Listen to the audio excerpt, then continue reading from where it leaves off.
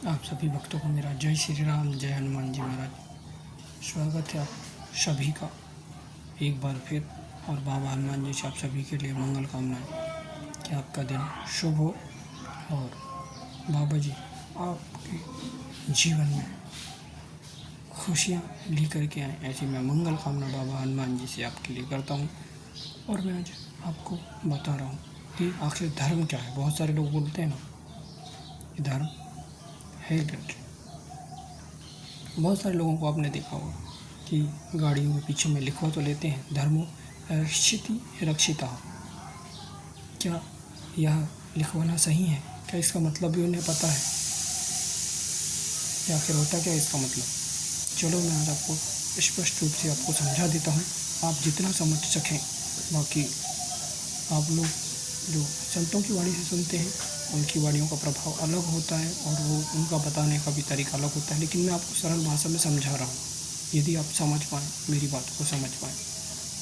धर्मो रक्षिति रक्षिता का मतलब है जो लोग जो धर्म की रक्षा करते हैं, धर्म उनकी रक्षा करता है। पहली बात तो हम ये समझें कि आखिर धर्म है क्या। धर्म एक क्या है? सच्चाई। क्या है? सच्चाई है। धर्म एक शक्ति है जो किसी को दिखाई नहीं देती, लेकिन वो अपने आप में एक सर्वशक्ति और सर्व सामर्थ्य है। कौन?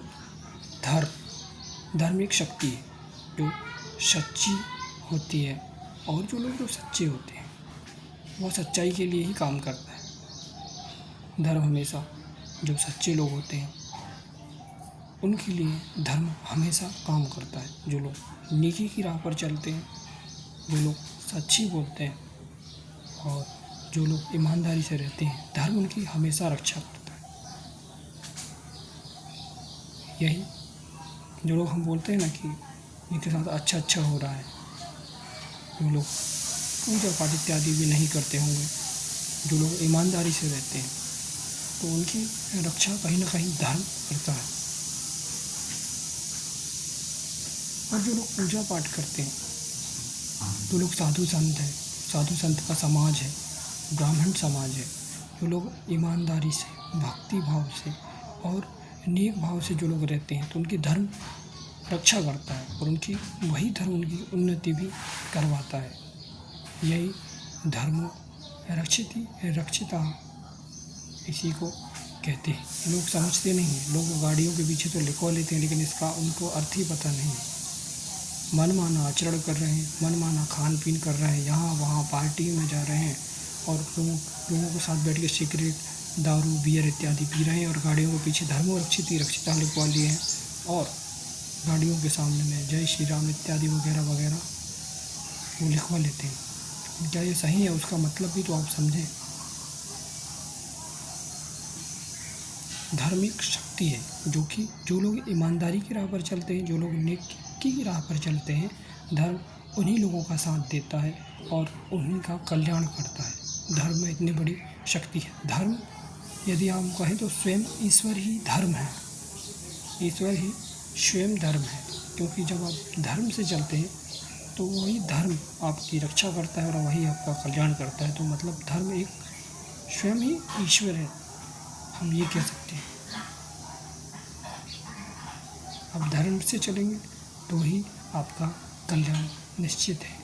आप अधर्म के मार्ग पर चलेंगे तो आप फंसते जाएंगे, आप परेशानियों में, दिक्कतों में आप आएंगे ही आएंगे, इसमें कोई दो राह नहीं।